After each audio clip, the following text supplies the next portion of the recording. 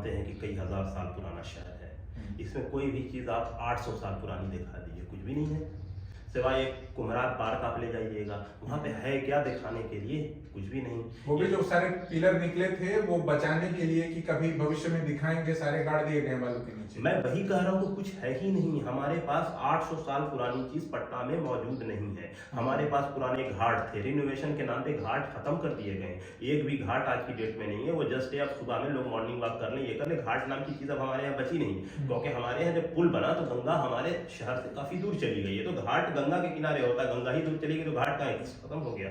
इसके अलावा रेनोवेशन के नाम पे उस पर टाइल्स लगा दिया गया, वो तो अंदर चला गया। एक और दूसरी चीज ये हो रही है कि 2-3 चीज ऐसी थी जिससे हमारी कम से कम 200-300 साल की पुरानी हिस्ट्री थी। जैसे यहाँ पे कलेक्ट्रेट बिल्डिंग थी, उसने यहाँ के 300 साल की हिस्ट्री देखा। पटना में जो भी 1857 की क्रांति और उसके आसपास जो भी चीजें हुई वो हमारी नजरों के सामने से उसने देखा।